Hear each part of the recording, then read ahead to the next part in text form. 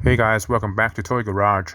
It has been a long time since the last episode, but unfortunately, not too much progress was made, and there's even something that hanging me around for a long time. In this episode, I would like to show you the progress that I think most likely I won't do major changes again. But before show you the detail, let me spend a minute to describe the project again, in case you have not read the previous episodes. The original model kit is the Bandai high-grade number 56 named Gundam Hazel Custom from the manga series Advance of Zeta. It was debuted a long time ago in 2005. Though the quality of this kit is pretty good and I love its design concept, and I would like to enhance the outlook of this kit to make it on par with modern kit.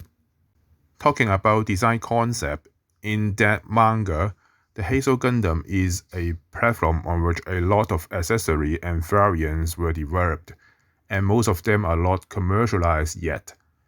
Which means, most probably, I will keep making other custom accessory for this model, and I think it will be funny. Okay, the blue one is the almost dark Hazel Advance that I changed the foot back to a long high heel version, and the white one is the Hazal Gundam with 3D print custom parts. Those parts are printed with FDM printer, not resin.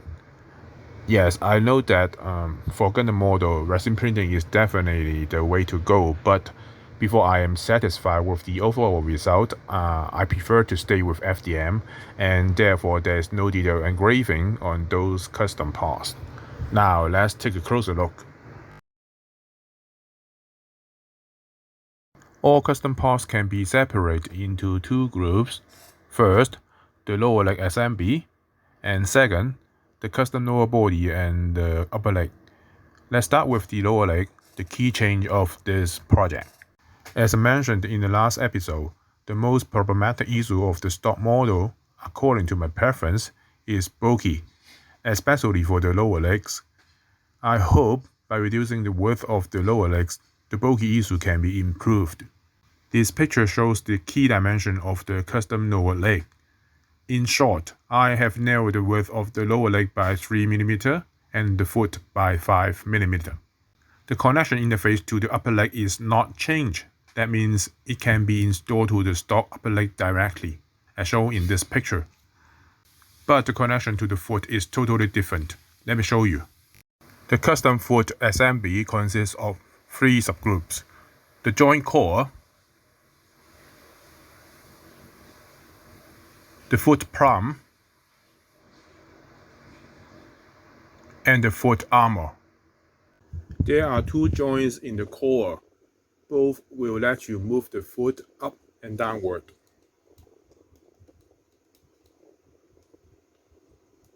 And the lower one will also let you move the foot sideways.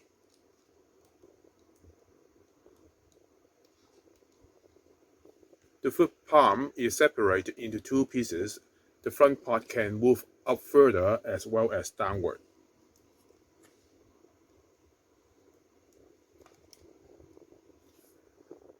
And of course, the foot armor is movable.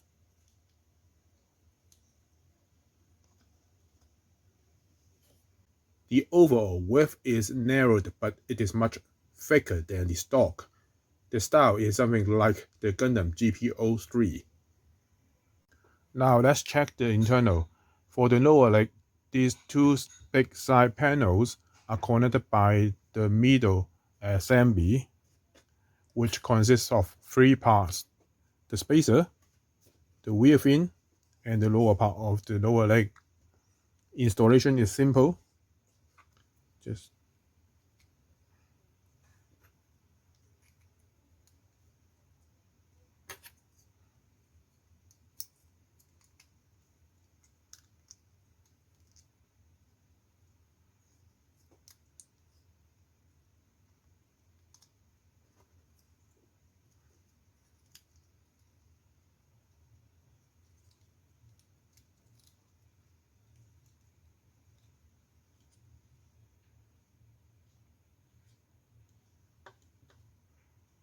And of course, it is necessary to remove some material from the middle of these two side panels. You can check the detail in the previous episode. Now let's check the foot and let me show you the custom ankle joint. Before building the foot assembly, there are something I have never mentioned. First, this is a pack of 3mm round-shaped plastic rod produced by Tamiya, and I use them to serve as structural components within the custom model. Because printing a small round rod with 3D printer is not practical, it won't be strong and it won't be good shape. And second, I use polycap, extra polycap.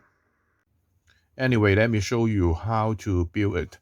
The joint core consists of two of this part, a plastic rod, and a polycap.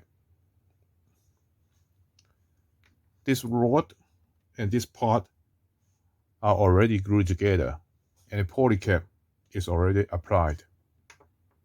They are to be installed into the hole in the bottom of the lower leg.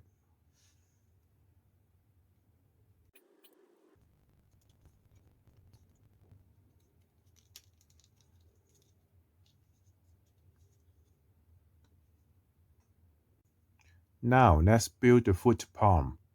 The foot palm is separated into two pieces, the front and the rear part. First of all, a plastic rod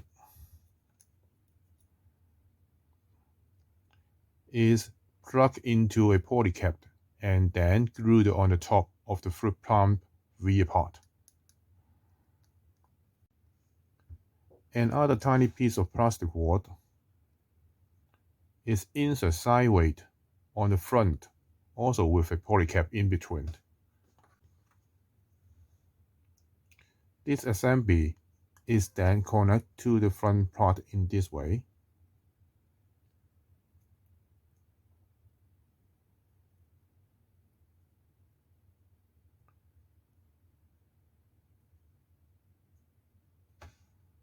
Now let's connect the foot palm to the lower leg.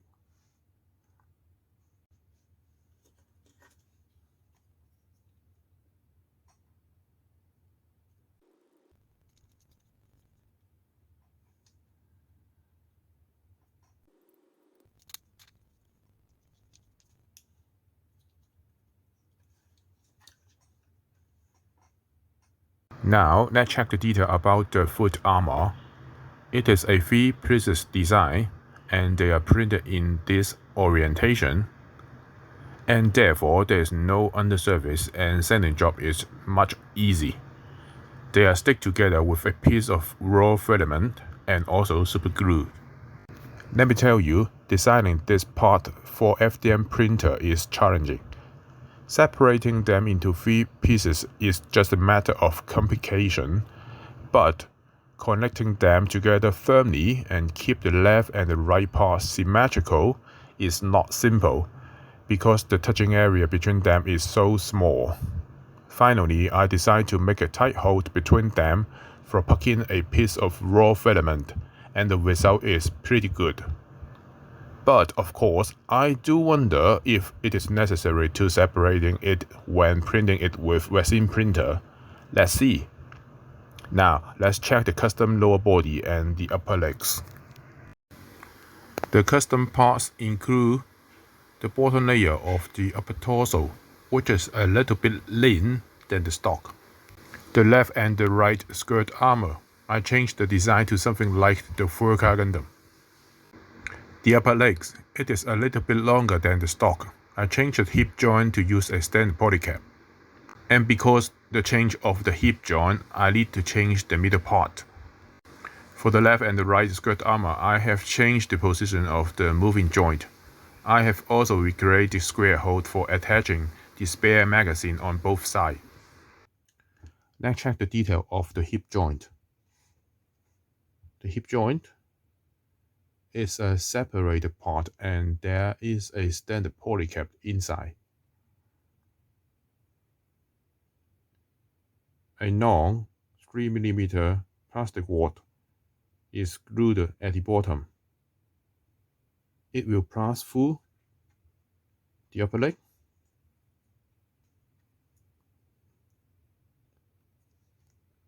and then plug into the polycap of the knee joint.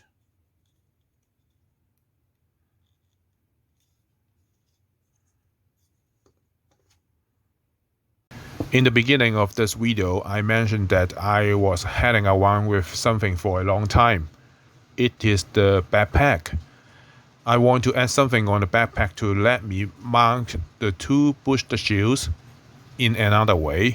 For example, like the back of Red Deers or Dolphin Wolf.